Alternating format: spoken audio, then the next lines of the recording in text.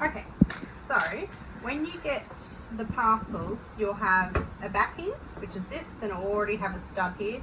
This one only has one because it's a newborn, but all the other ones will have two. And the good side will always be where obviously you snap into, so that's the bad side, good side. So basically, pretty stock standard if you're doing turn and top stitch, or you know, as you said, you can serge it. If you can do these sharp edges on a serger, that's great, but I'm not that talented yet. So all I do is I lay right sides facing,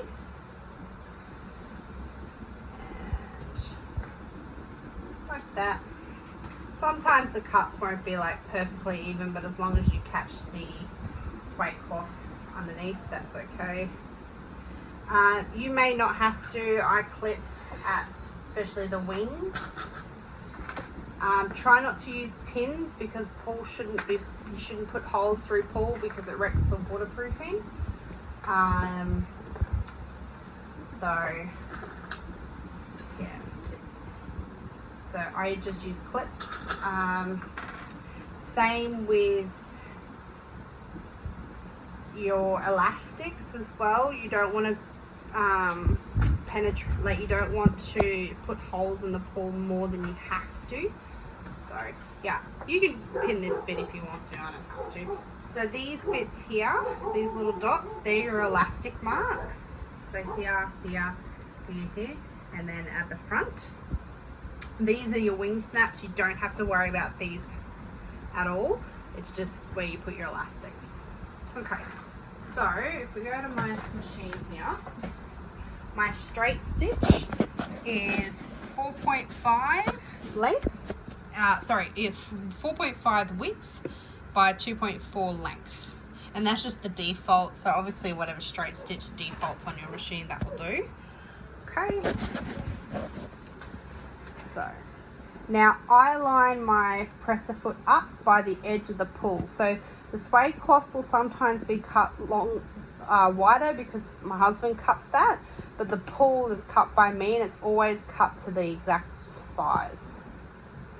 Okay, so basically it's just the edge of my presser foot. This is technically not a walking foot. If you've got a walking foot, that's handy, but this acts like a walking foot supposedly, so supposedly. Just reposition that. Okay, so basically I leave my turning hole at the front because we case this instead of sewing in all the other ones. This one's cased elastic, and obviously I'll show that in a future video. But basically there's the elastic point, so I normally start here and I'll end just after the elastic point. So I'm leaving like a, I don't know, like a three finger width turning hole. Right.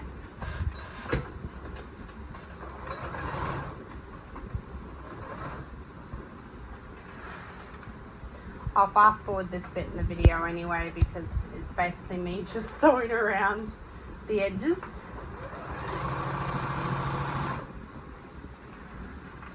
Now, as you mentioned in the chat, you might be able to do this on the serger, and that's fine. That will cut out a lot of time.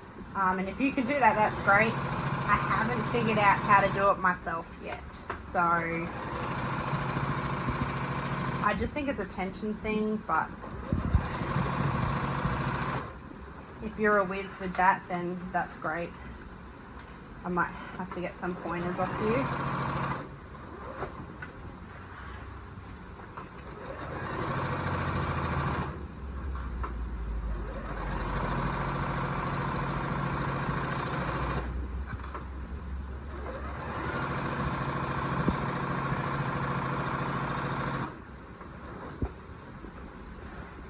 I'm sorry, you might hear my kids going off in the background.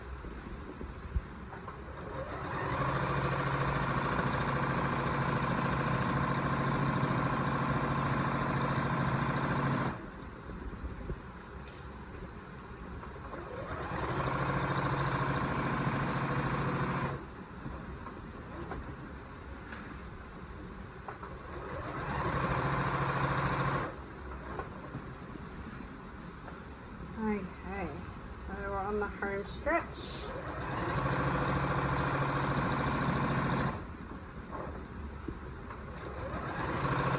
So there's the elastic point. So I'm just going to stitch a little bit after and then back stitch.